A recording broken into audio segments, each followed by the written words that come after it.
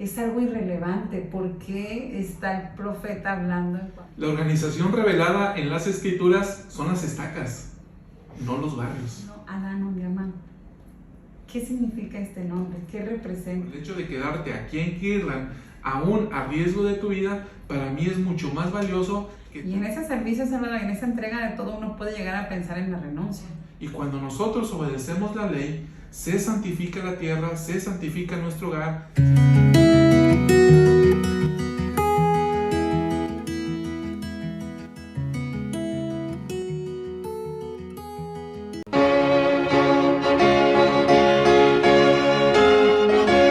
Hola queridos amigos, yo soy su amigo Salvador Vázquez. Luz María Rodríguez. Y esto es Ven Sígueme En pareja. ¿Algunos anuncios que tenemos para esta semana? Luz, comenzamos a hacer conversaciones, diálogos en los cuales estás invitado a participar sobre los discursos de la Conferencia General de octubre de 2021 que acaba de ser el fin de semana pasado.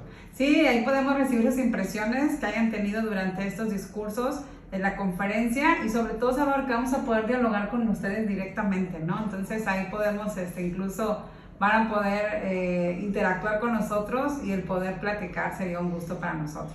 Cada día un discurso. ¿Sí? ¿Alguno también el día de hoy?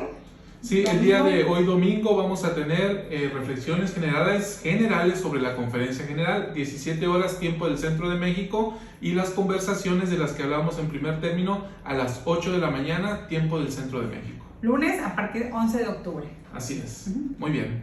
Luz, en este primer segmento vamos a hablar sobre el nombre de la iglesia. Sí, así es. El discurso de Elder Anderson fue, en la pasada conferencia, el nombre de la iglesia no es negociable. Así es.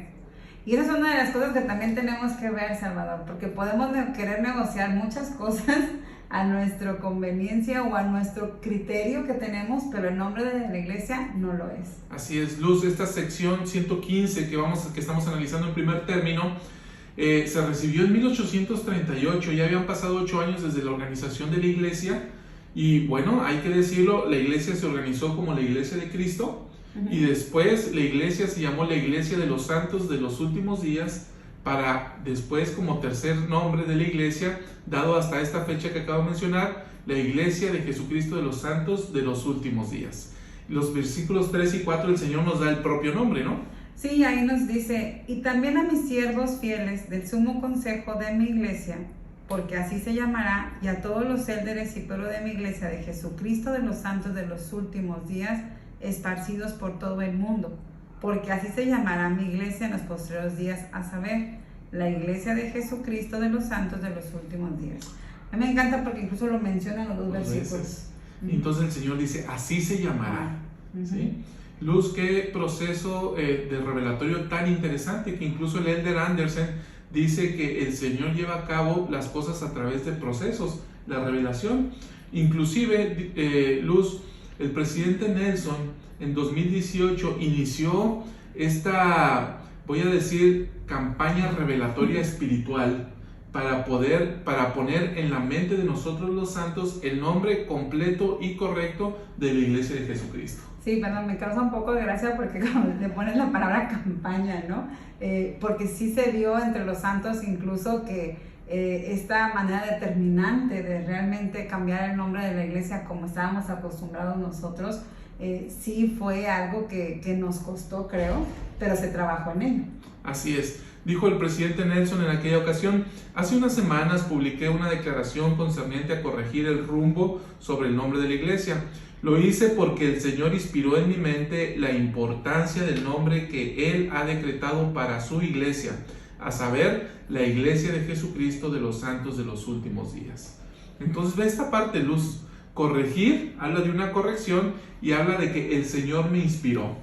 Sí, este discurso, Salvador, también el presidente Nelson menciona esta parte que habrá personas que no iban a estar de acuerdo, quienes decían, es algo irrelevante, ¿por qué está el profeta hablando en cuanto a esto, no? Y aquí como tú lo mencionas, ¿no? El Señor fue quien se lo dijo. Entonces, esta era la importancia de poder hacer este ajuste en nuestras vidas. La promesa que el presidente Nelson nos hizo en aquella ocasión fue la siguiente: les prometo que si hacemos lo mejor posible por restaurar el nombre correcto de la Iglesia del Señor, aquel cuya iglesia esta es, derramará su poder y sus bendiciones sobre la cabeza de los santos de los últimos días de formas que jamás hemos visto. Tendremos el conocimiento y el poder de Dios para ayudarnos a llevar las bendiciones del Evangelio restaurado de Jesucristo a toda nación, tribu, lengua y pueblo, y para preparar al mundo para la segunda venida del Señor. Nos deja la promesa. Qué hermosa promesa, ¿no? Todo el poder y todo el conocimiento que se está derramando sobre nosotros los santos al poner el nombre de la iglesia tal cual es, llevando el nombre de Cristo. Que esto es precisamente el objetivo, Luz, que seamos reconocidos por el nombre de Cristo. Y esto es lo que enseñó el elder Neil L. Anderson en la pasada conferencia general. Luz, ¿me ayudas a leerlo? Sí, él mencionó, esta mañana el presidente Nelson dijo, la restauración es un proceso, no un evento. Y el Señor ha dicho que todas las cosas tienen que acontecer en su hora. Ahora es nuestro tiempo y estamos restableciendo el nombre revelado de la iglesia. La identidad y el destino de la iglesia de Jesucristo de los santos de los últimos días requiere que seamos llamados por su nombre. Luz, nuestra identidad es la de llevar el nombre de Jesucristo. Y el destino de esta iglesia, de nosotros los santos que conformamos esta iglesia, es que seamos reconocidos por su nombre. Entonces, hermanos, sostengamos el nombre de la iglesia de Jesucristo, de los santos de los últimos días, porque es por su nombre y a través de su nombre que somos salvados, que somos redimidos, que somos habilitados y que seremos llamados en el día de su venida.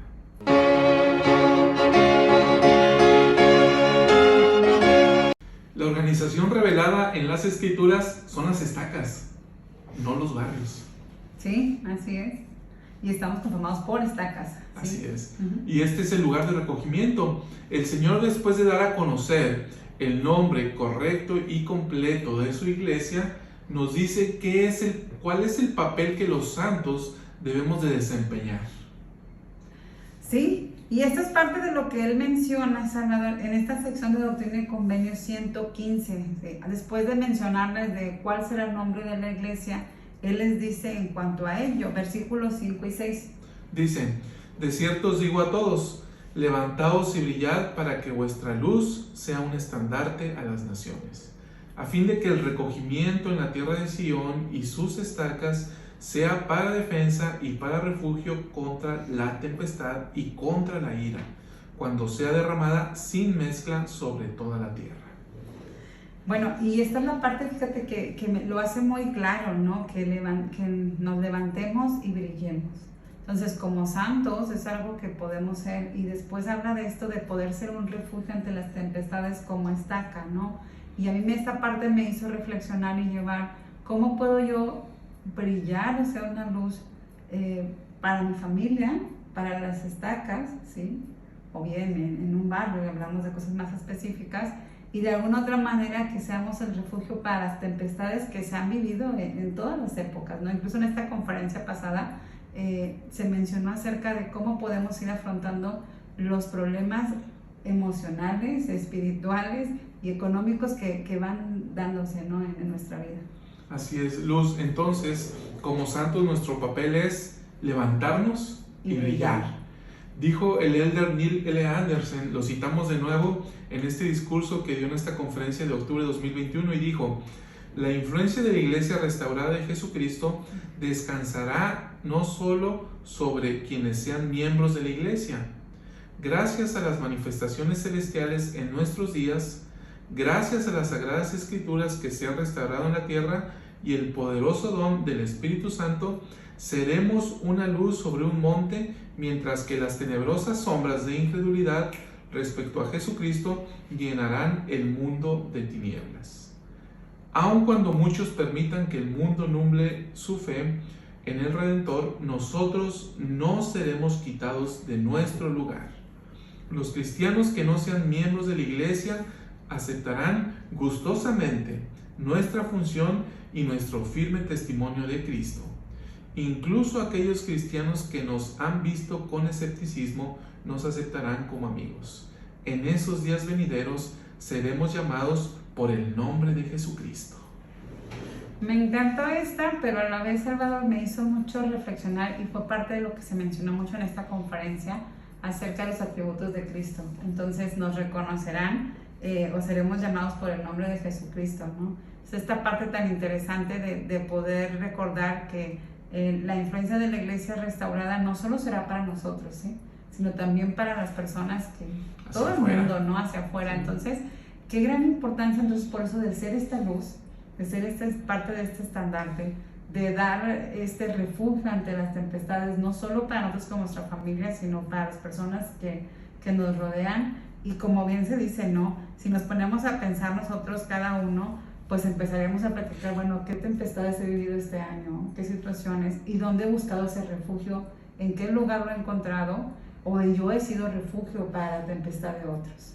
Entonces creo que esa es la parte que también podemos reconocer y recordar también esto, ¿no?, que aunque las personas que sean cristianas podemos acercarnos y nos van a reconocer. Luz, yo he visto esto que ha pasado en, no sé, quizás en el último año en mi vida, ¿sí? Al escuchar a Elder Anderson en este discurso, vino a mi mente esta parte donde yo me desenvuelvo en un campo de lo jurídico, en los tribunales federales. Entonces he notado cómo a través de las redes sociales, amigos míos que no son miembros de la iglesia han reconocido esta parte de que yo creo en Cristo y de que le adoro. Y esto me ha resultado maravilloso, Luz. Entonces, hermanos, dijo el Elder Anderson, en esos días venideros seremos llamados por el nombre de Cristo. Somos llamados por el nombre de Cristo en la medida en la que, como nos decía Luz, desarrollamos su carácter y sus atributos. Y entonces nos levantamos y brillamos y podemos sentirnos seguros en las estacas de Sion.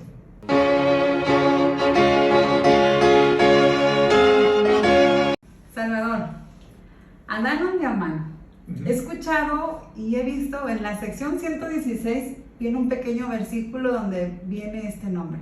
El coro del tabernáculo ha cantado un himno a Adán donde Amán. ¿Qué significa este nombre? ¿Qué representa? Fíjate que este es súper interesante, ¿no? Para esta época en que se recibe esta revelación, los santos ya habían abandonado Kirtland y estaban explorando, ya estaban instalados, la mayoría de ellos en Far West, y algunos todavía estaban en camino o haciendo planes para emigrar de Kirtland a Missouri, y estaban explorando las tierras del norte de Missouri. ¿Para qué estaban haciendo esto? Precisamente porque estaban buscando lugares para asentamientos en los que los santos pudieran establecer estacas de Sion, ¿sí?, en donde Sion pudiera florecer. Entonces, al explorar estas tierras, José Smith, junto con otros hombres, se adentró y encontró un valle muy hermoso, donde había alces, gallinas salvajes, donde había animales, donde había río, agua, suficiente vegetación. Y entonces a los santos les sorprendió este lugar. Y entonces José Smith recibió una revelación que es la que está actualmente en Doctrina y Convenios, que es el que refiere este lugar. ¿Me ayudas a leerlo? Sí, el Señor da a Springfield el nombre de Adán donde Amán, porque ese lugar, dijo él, al cual vendrá Adán a visitar a su pueblo, o sea, donde se sentará el anciano de días, como lo declaró Daniel el profeta. Muy bien, entonces aquí está hablando de un evento futuro, que va a venir Adán a ese lugar, pero para entender eso tenemos que regresarnos un poquito al pasado. ¿Y qué sucedió unos años antes, o un tiempo antes, 3 años antes de la muerte de Adán?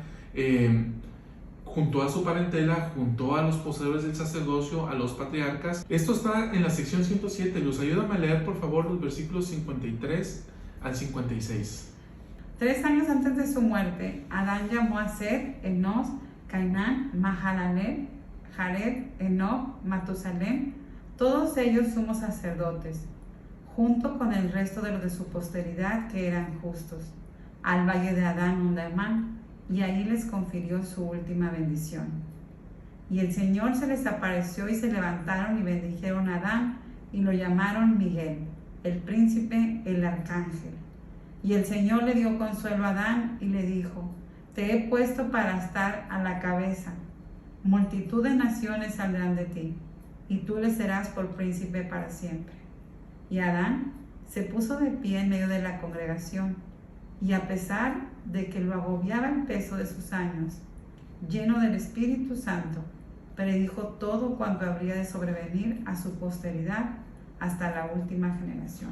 Luz, esto que leemos en la sección 107 sucedió en el valle de Adán Ondi Amán, que es precisamente el que refiere la sección 116. ¿Sí? Me sorprende esta parte, ¿no? De lo que comparte Salvador, y mencionabas estaban ahí todos los sacerdotes, ¿no? Y les llama a Adán y ahí es donde hace él esta bendición con él. Sí, y bueno, Adán es reconocido como el príncipe, ¿sí? Entonces, Luz, es un reconocimiento, yo lo veo así como un reconocimiento y una gloria para Adán, por lo que él significa y representa para el género humano. Recordemos, todos vamos a ser sellados a la familia de Dios hasta Adán, y luego a Jesucristo y luego al Padre.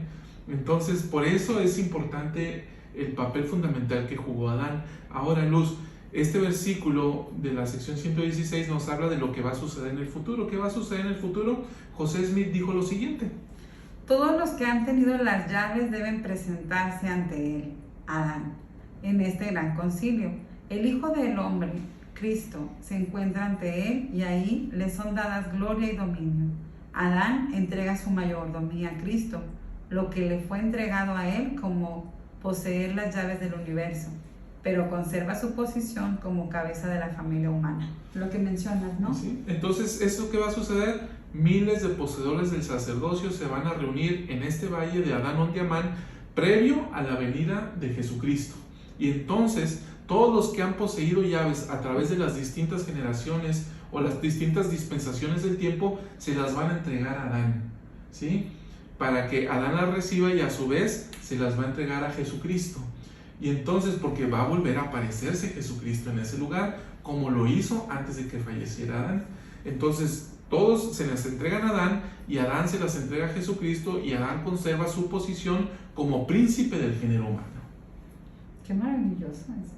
Ahorita que lo escucho y trato de imaginarlo, y viene a mi mente obviamente algunas imágenes que yo pienso que podría llegar a ser, pero me maravilla más de esta parte de decir, entregamos las llaves a Adán, a quien hemos reconocido como príncipe, y él estará con el Cristo. Sí. Entonces, hermanos, esperamos este evento. Este evento va a suceder en Adán Ondi Amán, previo a la venida del Hijo del Hombre.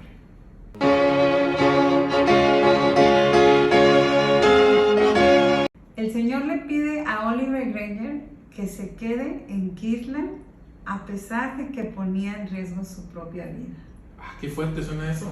Sí, y fuerte y a la vez salvador esta parte interesante de ver por qué se lo pide el Señor y qué difícil también para él haberse quedado o aceptar esta voluntad del Señor, pero ¿por qué? ¿Qué sucede en esa época? Bueno, es toda una novela y esta sí es una novela bien dramática.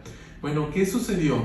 Hablamos de que la iglesia había tenido problemas económicos, entonces crearon una sociedad de seguridad financiera y esta quiebra, tiene problemas, muchos pierden recursos, pierden dinero, y entonces más o menos unos 150 o 200 de los santos de Kirtland abandonaron la iglesia, ¿sí? Entonces, entre ellos 4 de los apóstoles y eventualmente también se irían los 3 testigos del libro de Mormón. Esta fue una de las mayores crisis de la iglesia en sus inicios. Entonces, José Smith de hecho tuvo que salir a medianoche escondido en un barril que iba en una carreta para poder salir de Kirtland porque su vida corría peligro. Brigham Young se había ido antes de Kirtland, ¿por qué? Porque ya lo habían amenazado de muerte, ¿sí? Entonces José Smith y Sidney Rigdon salen. José Smith recibe una revelación donde le dice, los miembros de la primera presidencia, esa revelación no está en Doctrina y Convenios, les dice, salgan de Kirtland, y ellos salieron huyendo, ¿no? Entonces, eventualmente los santos llegaron a comprender que tendrían que dejar Kirtland y poco a poco fueron emigrando. Entonces, los enemigos de la iglesia eran dentro de la iglesia ahora. Entonces, los que atentaban contra la vida de José eran los propios santos que se habían molestado con él y los demás. Y entonces el Señor le dice en estas circunstancias a Oliver Granger, tú quédate en Kirtland para poder ayudar a solventar las deudas y poder arreglar todos los negocios que tenemos aquí. Y esto está en los versículos 5, 12 y 13 de la sección 117. Pero bueno, antes de leerla, qué difícil, ¿no? Sí. Porque todos se van y me dejan. Míralos, qué lindos. Ajá, y entonces, y el Señor me lo pide, ¿no? Entonces es como que el temor, me imagino, que debe haber existido en este hombre, el deseo también de quererlo hacer, pero finalmente, bueno, vayamos a ver qué le dice el Señor en estos versículos. Le dice en el versículo 5, entréguense las propiedades de Kirtland para liquidar las deudas, dice el Señor, entregadlas, dice Él, y lo que quede permanezca en vuestras manos. Este era el propósito, ¿no? De que alguien se quedara, ¿para qué? Para arreglar todas las propiedades que estaban en Kirtland, que se vendieran, y si hubiera algo, pues que se pudiera quedar con eso. Y luego en el 12 y 13.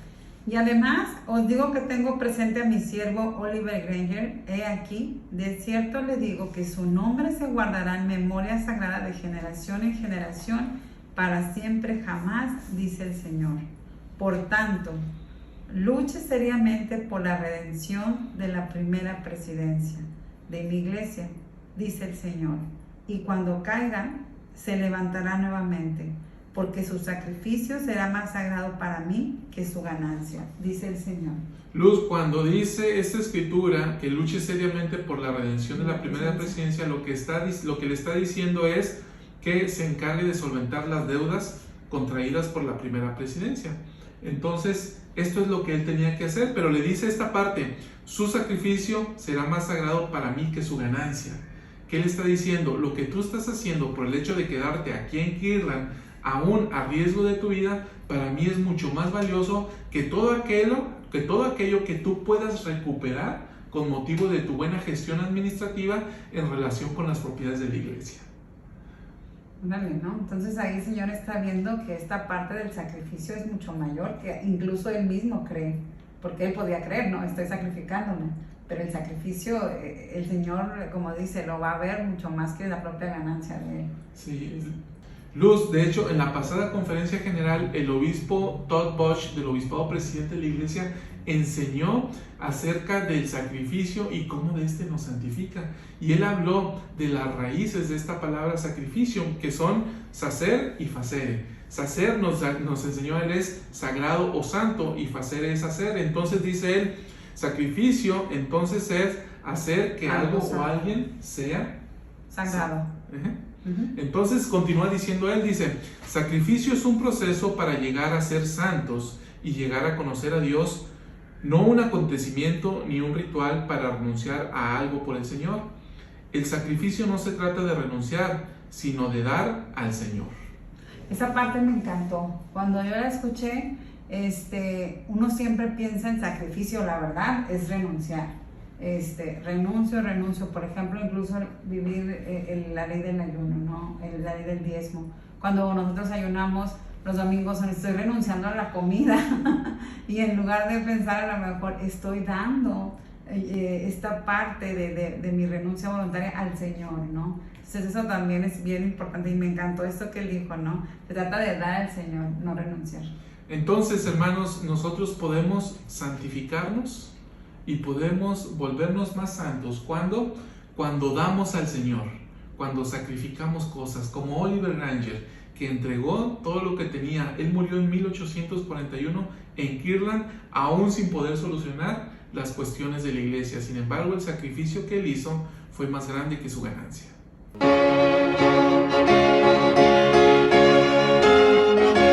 En Doctrina y Convenio 119 podemos ver cuando el Señor dice que Él lo requiere todo. Lo requiere todo, pero también bajo un propósito, porque eso es parte de lo que el Señor siempre lo ha enseñado, ¿no? A su pueblo.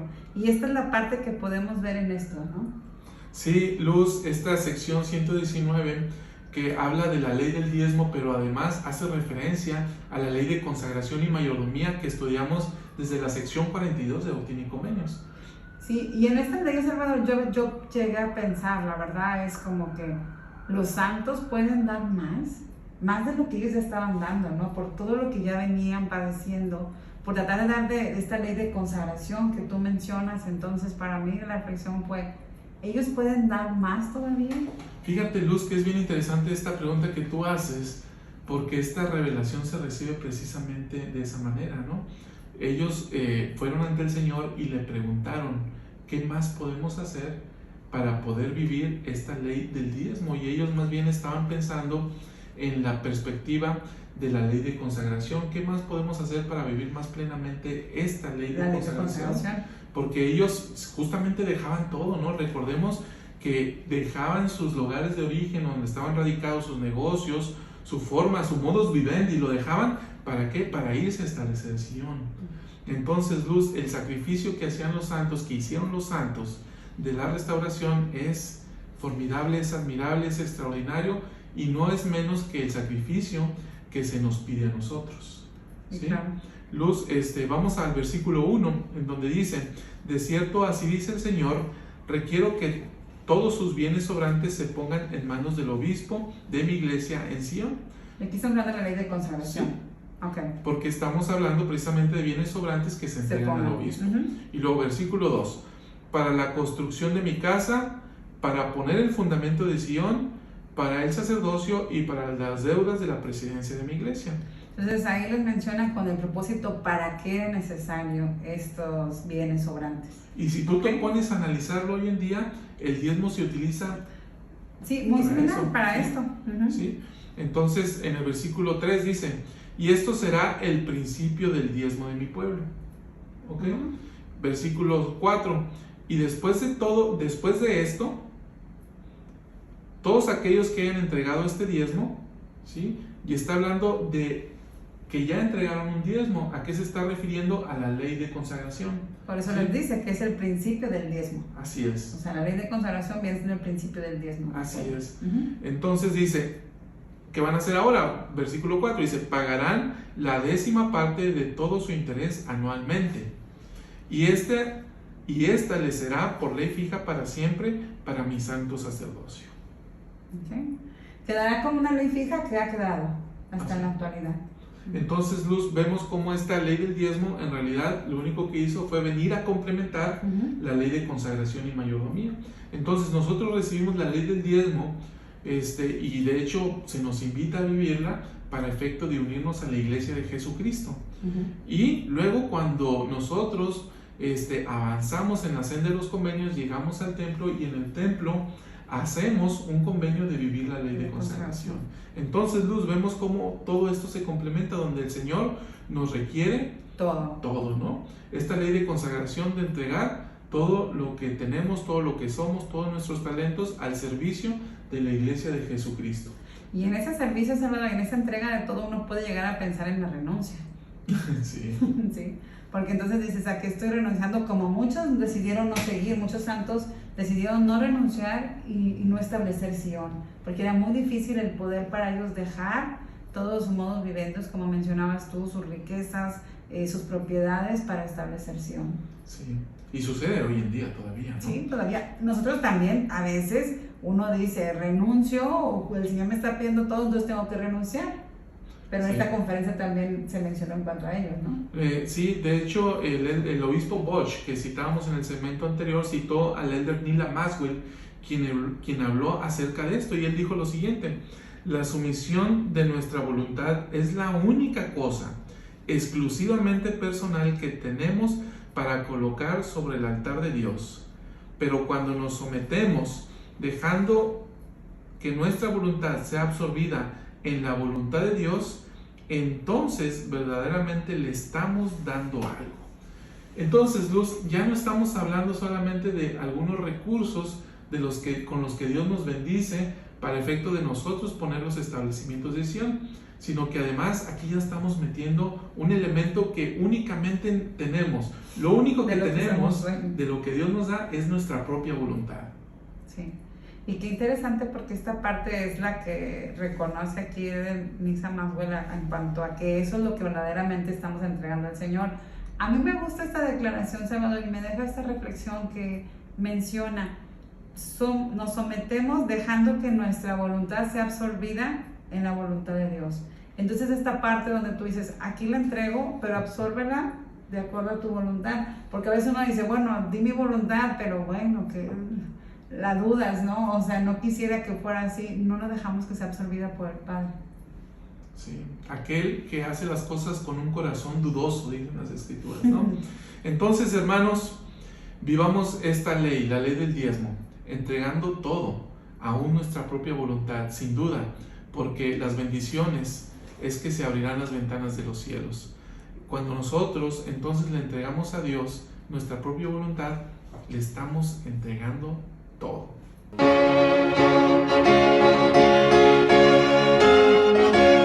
En la sección 119 el Señor nos da la ley del diezmo y además nos deja una promesa que resulta muy interesante. Ayúdame a leer en el versículo 6. Y os digo que si mi pueblo no observa esta ley para guardarla santa, ni me santifica la tierra de Sión por esta ley, a fin de que en ella se guarden mis estatutos y juicios, para que sea la más santa, he aquí, de cierto os digo, no será para vosotros una tierra de Sión. Luz, ¿cuál es la promesa ahí? Es difícil encontrarla. Vamos a leer esto, lo que hemos hecho aquí antes, vamos a leer esto en una connotación positiva. Y ahí te va, dice, os digo que si mi pueblo observa esta ley para guardarla santa y me santifica la tierra de Sión por esta ley, a fin de que en ella se guarden mis estatutos y juicios para que sea la más santa, he aquí de cierto os digo que será para vosotros una tierra de Sión.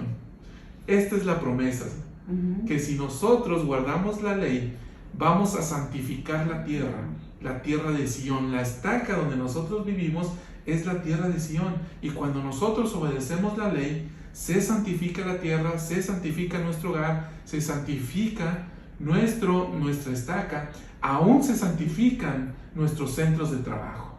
Luz, entonces, cuando nosotros hacemos esto, convertimos a la tierra en la tierra de Sión.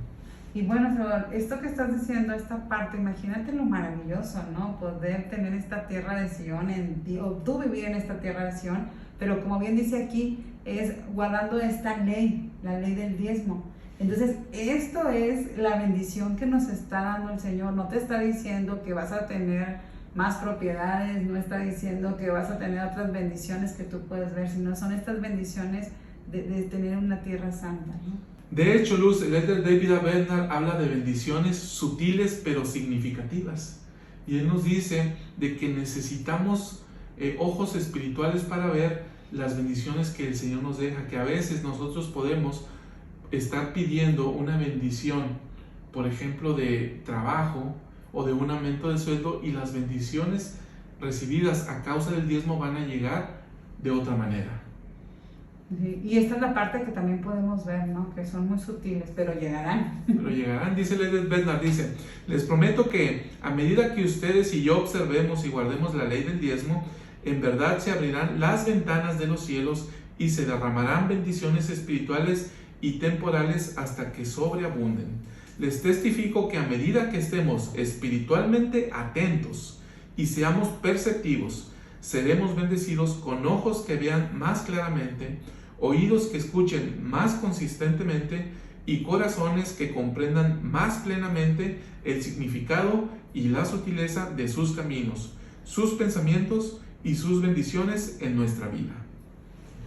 Me encanta esta declaración donde él dice las bendiciones sobreabunden.